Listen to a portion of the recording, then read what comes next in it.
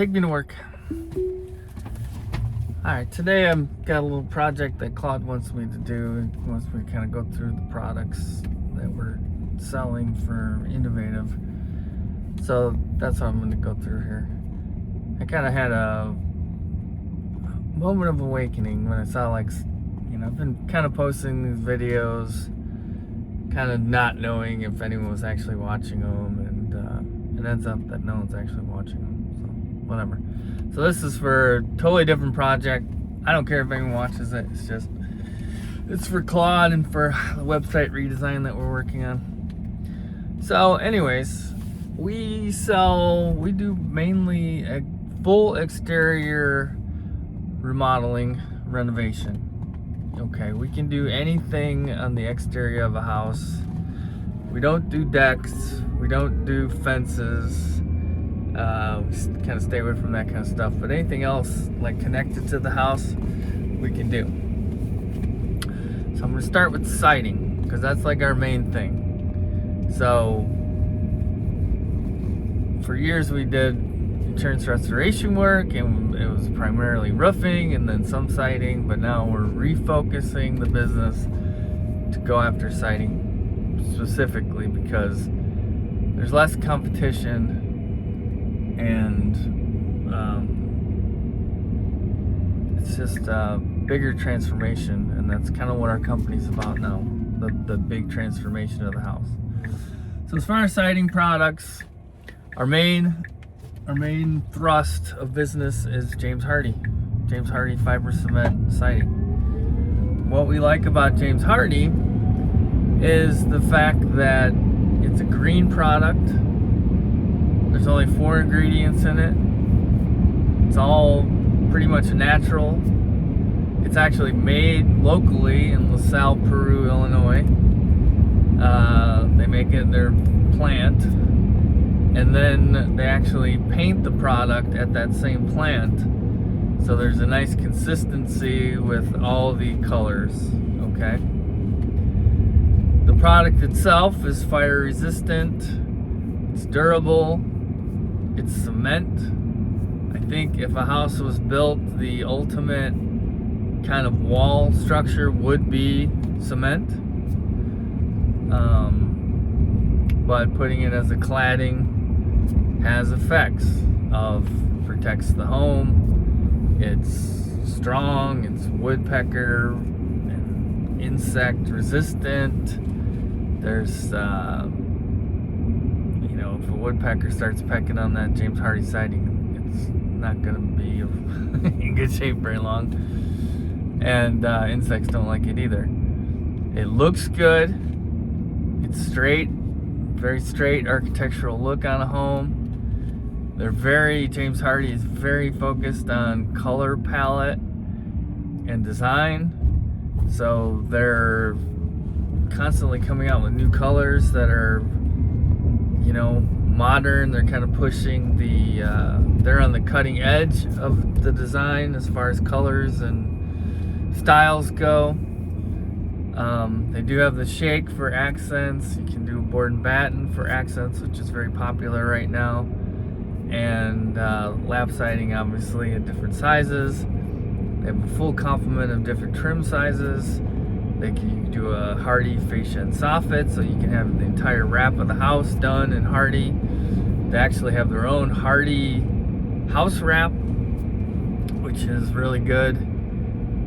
Specially designed to work as a vapor barrier for their product, which is pretty cool. And it's good for marketing because it's got the name all over it. So when you tear off the old siding and you rewrap the house with the house wrap, everyone knows what kind of siding is going back on the house. Beyond that, Hardie's got a great name. They do a lot of marketing. They've done surveys to where they've asked people about siding products, and like the highest percentage of people recognize the James Hardie name. So they do have, you know, good top of mind market share. They do have a very good contractor program that once you start doing some volume, they really do help you out. You get listed on their website. They help you out with training. They have events and things going on where you actually do extra training. I think they sponsor the Cubs, Chicago Cubs, which is great. So it's just a solid company that's looking to grow more market share. The vast majority of homes get vinyl siding right now, but Hardie is really trying to push into that realm. They've got the high end, they've got a lot of the builder market, custom houses, commercial stuff. They're really trying to get into like lower the threshold. So they came out with a new actual technique, or an install technique that they think is going to be cheaper for the installer and quicker, to where, you know, instead of putting the trim boards on and then cut the siding up to it and then, you know, caulk it, what they're doing is you put the siding all the way to the end, and then you could just score the siding, break it off, so you don't even have to cut it, and then you put your corner boards over the siding. So I can't think of the name of the technique they're calling it, but it's a new install technique that they're really pushing to try to lower the price, to try to get into that vinyl siding market. So that's why we like Hardie. We're really trying to push into their you know, preferred contractor program, really try to get in bed with them. One thing that's kind of cool too is there's no one in our county, our area, that we're really targeting that's really focused on the Hardie. So we're like the only one. So it's virgin territory, and if we can establish it, we could be the company to go to. We also sell LP SmartSide. Now, LP SmartSide is a fine product, and there's a lot of homeowners, for whatever reason, whether they did research or they know somebody that got it or another contractor told them, they're dead set on LP. LP is, you know, is a good product. It's insect resistant. I think they do put some kind of chemical in there that resists woodpeckers and animals that might try to eat through it. I don't know about eating through it, but at least woodpeckers, I think there's some kind of something that's resistant. Now they've also gone to where now you buy it factory painted instead of a third-party painter. It used to be these products would come raw and then you'd put it up and then you'd have to hire a painter. And then they started doing where you could buy it from a supplier, but you're buying the material and then you're also having a third party paint it, like a painting company. And what would happen is, you know, depending on where they had it painted, there'd be different colors. It was just, and then the warranty, there was a warranty for the material, then a warranty for the paint, and it was all messed up. So now Hardie went to their own paint, LP is doing their own paint, and I think that's a good thing. But yeah, LP is a fine product. Things we like about LP, it's I mean, I think it's a good looking product. It's straight, it's a hard board. It's kind of almost like doing cedar, except, you know, it's a press board type material that looks like wood, but it's, you know, it's easier to cut than Hardie. It's easier to work with than Hardie because it's not as heavy. You know, there's some benefits for the install and stuff like that, and it does look good on a house. So we have no problem with LP.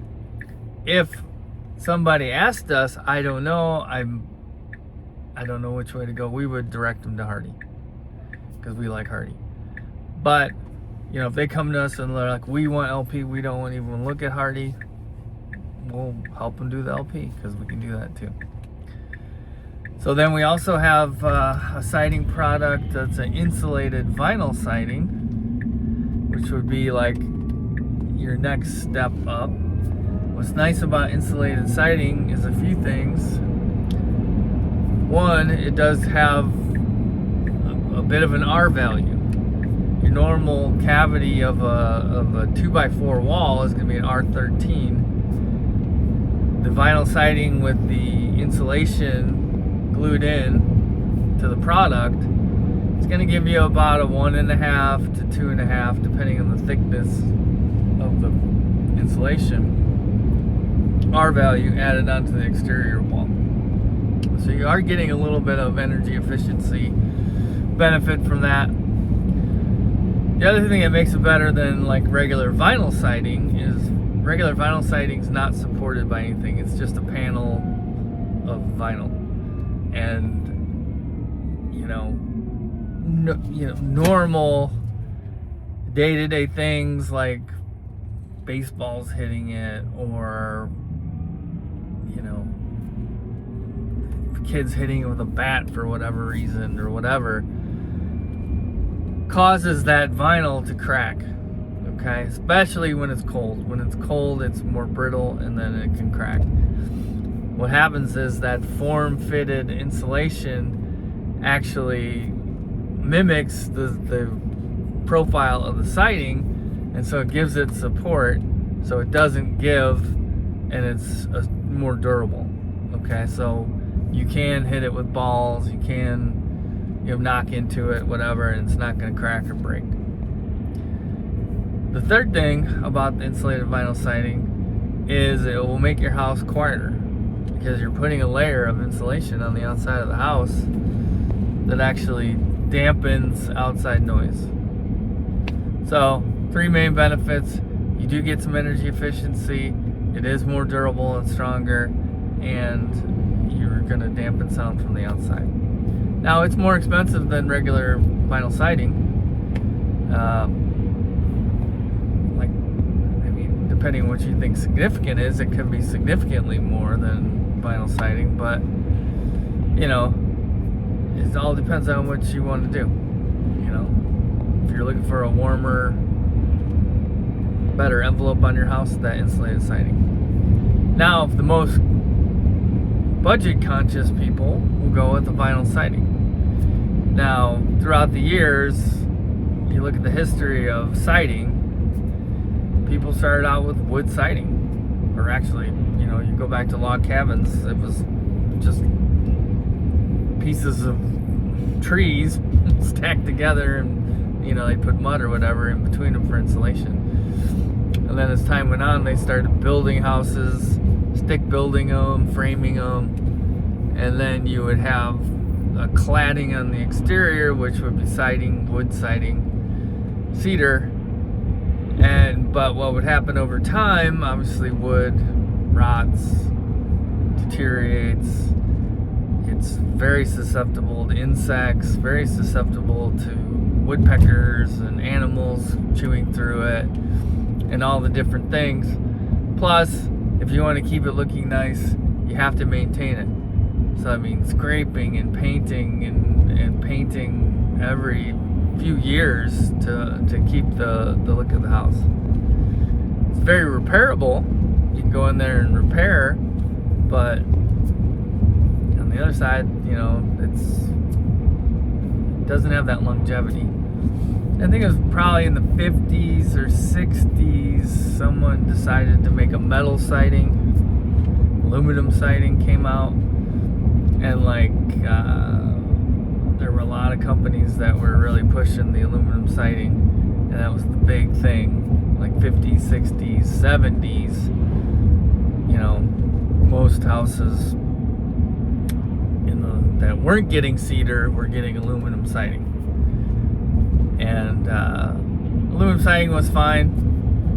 It's actually, some of it, they used to have really thick aluminum siding, and then they started coating the aluminum siding. Some negative things about the aluminum siding is it can dent, hail, objects hitting it. It does dent.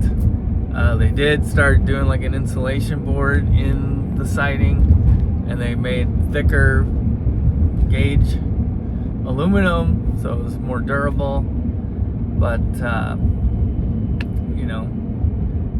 aluminum is a commodity, and the price of that commodity fluctuates a lot. So aluminum siding can be quite expensive, to be honest with you, at this point. But it was everywhere. It was the most popular thing.